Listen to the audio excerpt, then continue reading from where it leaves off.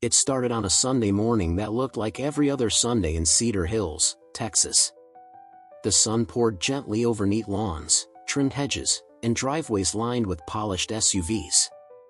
In that calm perfection, a black Tesla Model S Plaid glided silently into the cul-de-sac.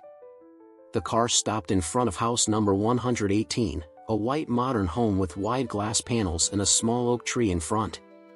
Dr. Elena Morris stepped out, coffee in hand, hair tied neatly, her blue scrubs peeking out from under a gray hoodie. It was her day off, but old habits died hard. Surgeons don't rest, they just change what they fix.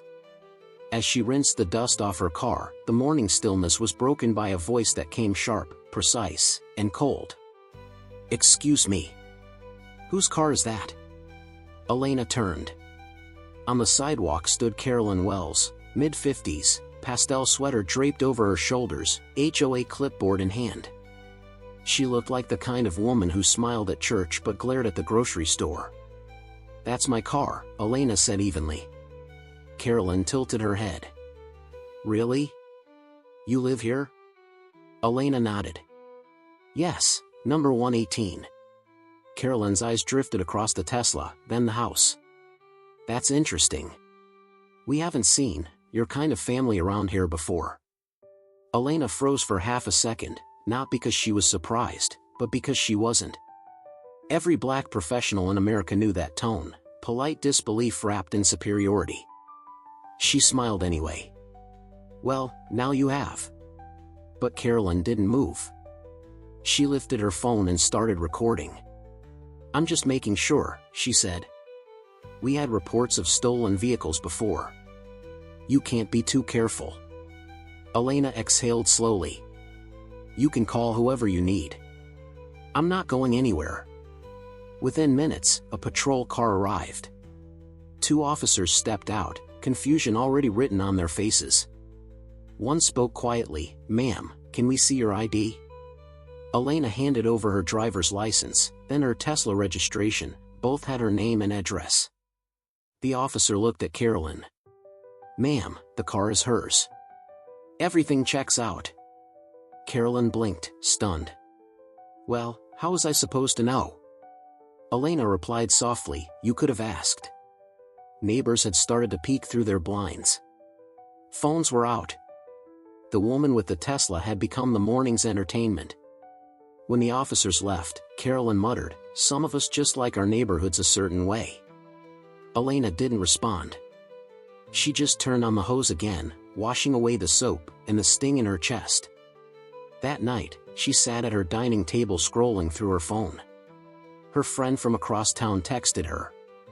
"Girl, she posted about you. HOA group chat. Said there was a suspicious person with an expensive car." Elena stared at the message. Her fingers hovered over the keyboard, then stopped.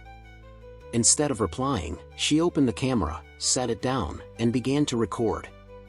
"My name is Dr. Elena Morris," she said quietly. "I live at 118 Cedar Hills. Today, my neighbor called the police because she couldn't imagine a black woman owning a Tesla or a house like this." She didn't raise her voice. She didn't cry. She just let the truth hang in the air, like a calm blade. "Ko kong het len. Kong kok. Ko cheetah su that Troy trong kong kai, nu mot loi dao ben then." By morning, the video had 12,000 views. By noon, 100,000. And by night, Cedar Hills had become the stage for a national conversation it never wanted to have. The comments were divided. Some praised her composure, grace under fire. Others defended Carolyn, "You don't play the race card every time." But in between those extremes, something new appeared, solidarity. A retired black engineer commented, "I helped design Tesla's battery plant. Funny how we can build it, but not be trusted to drive it." And that was when Elena decided, this wasn't about her car. It was about every door quietly shut in someone's face. By the third day, the whole neighborhood knew. Some whispered it at the cafe. Others typed it in lowercase letters in group chats. The doctor from 118, she's making everything about race. But Elena didn't post again. She didn't need to. The truth was already echoing. The story had reached local news: black surgeon accused of stealing her own Tesla. That night, she drove to the hospital for her shift. She parked beside the ambulance bay and sat in silence, staring at her reflection in the dark windshield. She'd saved 183 lives that year, hearts repaired, pulses restored, and yet, in her own street, she was still a suspect. Being black never made me less, she whispered to herself. It just made me tougher to break. The HOA meeting was set for Friday.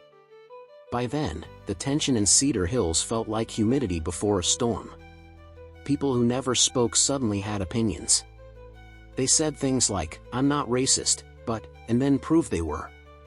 Inside the meeting room, Carolyn Wells sat near the front, lips tight, pearl earrings trembling slightly. She wore her privilege like perfume, invisible, but heavy in the air. When Elena was called, she stood. She didn't bring a lawyer. She brought truth. "I didn't come here to accuse anyone," she began, her voice steady. "I came here because silence protects the problem." A few people shifted uncomfortably. Carolyn's nails tapped against the table. Elena continued, "This isn't about a car. It's about a pattern. It's about who this neighborhood thinks belongs here." She opened a folder, printed copies of HOA citations. Out of 94 violations issued in 2 years, 63 were against families of color. Murmurs filled the room. A white man near the back muttered, "That can't be right." Elena looked at him gently. "It's not right. That's the point." Then she said the line that would replay on television for weeks. "We built this country with our hands. We nurse its sick, teach its children, defend its borders, design its technology, but somehow, we still have to prove we belong on our own front porch." Silence. The kind that makes people face themselves. Then, an older man in the corner, the HOA's treasurer, spoke up softly. "She's right." And just like that, the tide turned.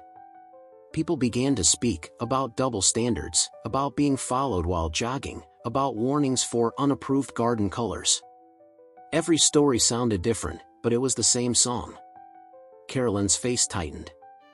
"I've done nothing wrong," she said, voice cracking. "I was just protecting the neighborhood." Elena met her eyes. "You were protecting an illusion, one that said safety has a color." The crowd erupted, some clapped, others wept quietly. It wasn't anger anymore. It was awakening. 2 weeks later, Carolyn Wells resigned. Her statement said personal reasons, but everyone knew better. The HOA announced new rules: anonymous complaints banned, diversity training required, and all citations reviewed by a panel. News cameras rolled. Reporters called Elena the quiet storm that changed Cedar Hills. But she didn't want fame. She wanted peace, and justice that would outlive her. Months later, she was invited to speak at a university forum titled "Belonging in the Color Line." She stood behind the podium, lights soft, audience silent. "When I was called a thief in my own driveway," she began, "I realized it wasn't just me they doubted, it was every black success they couldn't explain." She paused, then looked out at the students. Being black isn't a disadvantage. It's a legacy. Our resilience is our inheritance. We don't just survive, we build. Applause thundered. Not for drama, but for truth. Later that night, Elena drove home. Her Tesla hummed down the quiet streets of Cedar Hills. She stopped at her driveway and looked at her house, the same house that once made her a suspect. Now, it looked like something else. Home. She smiled faintly. The kind of smile that carries both scars and peace. And before she went inside, she whispered to the night, "We are not here to fit in. We are here to stand out, beautifully." If this story moved you, share it. Because somewhere, someone is still being told they don't belong. And maybe your voice is what proves they do. And if you believe that dignity still matters, subscribe, not for numbers, but for the reminder that grace is power, and truth is louder than fear.